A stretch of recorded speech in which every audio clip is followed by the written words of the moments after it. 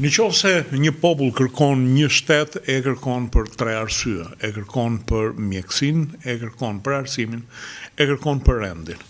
Janë 3 arsyet themelore të paktit të madh social që quhet ekzistenca e një shtetit. Neve në fakt kemi nevojë gjatë gjithë kohës për mjekësinë dhe për policinë.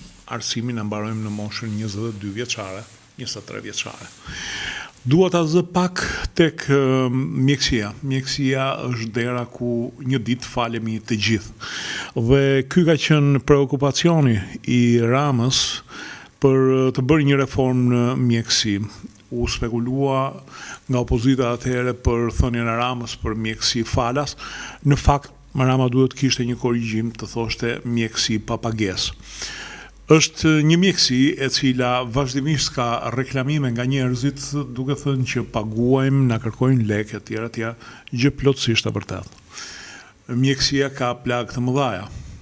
Unë mendoj që plaga më e madhe e mjekësisë për momentin janë spitalet private, spitale të cilat në gjendjen që janë thjesht një plaçkitse e xhepave të njerëzve, sepse shërbimi që afrojnë, mjekët që ata kanë, shpeshherë nuk janë në lartësinë e duhur. Por ajo që është më e rëndësishme për këtë reformë është reforma në burimet njerëzore. Duhet të themi që për sa i përket anës hoteliere, pra spitaleve, aparaturave, është gjithçka në një performancë e cila pa frikë, më të them që konkuron me standardet perëndimore, godinat, dhomat, WC-t e tyre, aparaturat që janë. Ajo që neve kemi problem janë mjekët. Kjo fillon me ata që studiojnë për mjekësi dhe që pastaj e kanë syrin që ta kthejnë mjekësi në një biznes. Ky është një problem shumë i madh.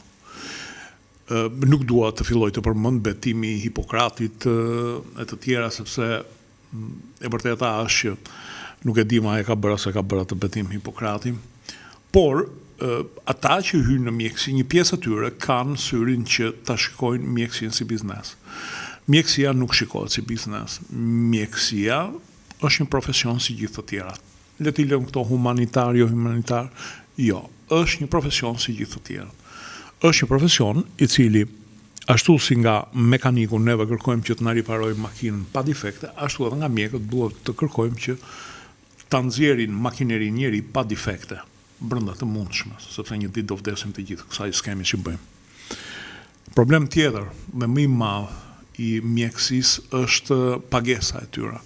Pagesa e cila duhet të bëjë që mjeku mos ta shikojë nga duart atë pacientin, por të bëjë shërbimin. Dhe ky do jetë edhe hapi i parë që ata mjekë të rinj që dalin mos ta shikojnë mjekësinë si burim fitimi. Duhet të kemi parasysh që çdo mjek duhet të ketë një standard të kënaqshëm jetese.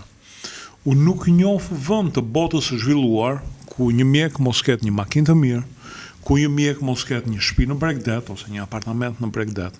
Vetëm neve pretendojmë që t'i paguajmë mjekët me 600-700 lekë dhe të marrim një shërbim sikur i paguajmë me 6-7.000 euro.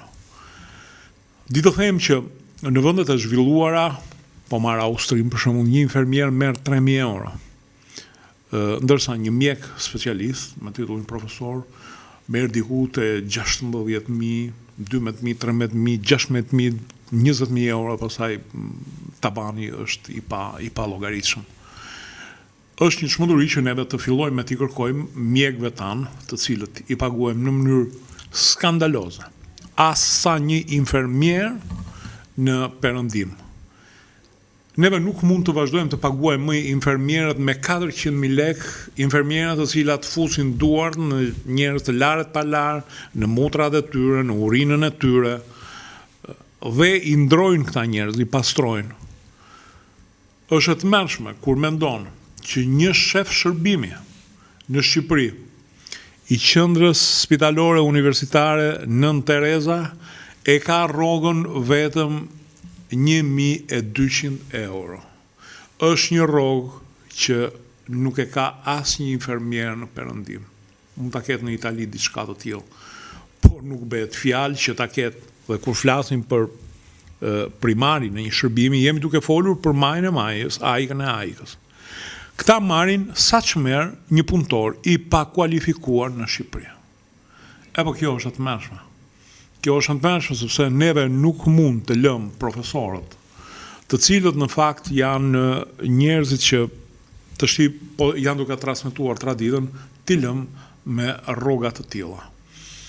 Shpesh herë thonë, po ja të shkoj në një klinikë private, ja të japi mësim ose të vizitojnë në një spital privat, po jo të shkoj të japi mësim duhet të shkoj të japi. Por nëse ky do filloj edhe të shkoj pastaj edhe të bëj vizita në privat, këtij nuk i mbetet kohë që të mësoj të reja të shkencës. Nuk i mbetet kohë që të mësoj të fundit të shkencës, të ndjeki seminaret. Me çfarë të shkoj të ndjeki seminaret? Me 1.200.000. Në çfarë hotelesh do flej? Kështu që është një veprim i pa imagjinueshëm që të fillosh reformën pa e filluar te reforma e rrogave, te reforma e këtyre njerëzve të cilët kanë në dorë jetën tonë. Kjo është reforma e parë. Pastaj vim te çështja e ilaçeve. Okej, çështja e ilaçeve ka problematikën e saj.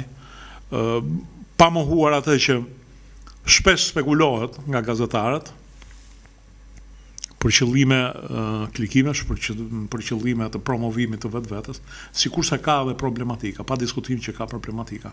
Po të gjitha problematikat fillojnë që këndej, nga rrogat e mjekëve dhe të personelit mjekësor. Kjo duhet të jetë reforma e parë. Vendi ynë e ka buxhetin për mjekësinë 2.7% të prodhimit të përgjithshëm. Është një nivel i cili është më i ulti në Europë.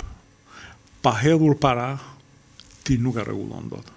Neve nuk mund të lëmë me rroga mizerabël mjekun që na shpëton jetën, mësuesin që na mëson fëmijët, policin që na ruan pronën edhe jetën.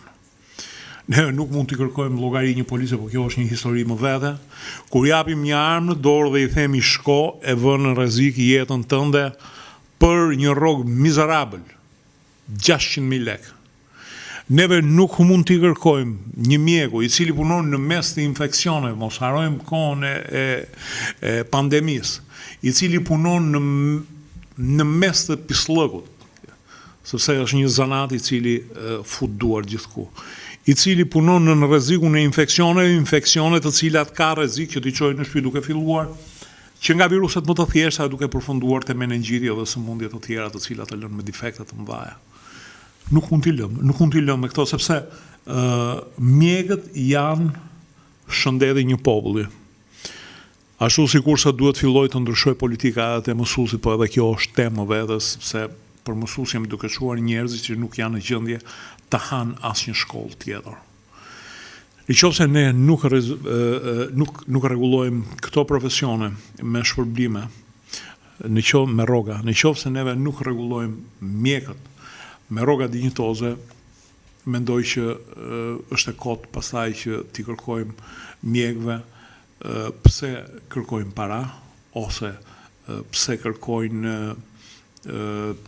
bakshish, shumë prej tyre dhe s'ta kërkojnë, por është detyrimi një shoqërie të cilës i shpëtohet jeta me miliona raste nga këta mjekë që neve këta t'i paguajmë. Si gjithmonë, në fund ju rikujtoj të bëheni pjesë a kanaleve tona në YouTube, Dritare TV dhe të kanalit Rudina Xhunga. Faleminderit.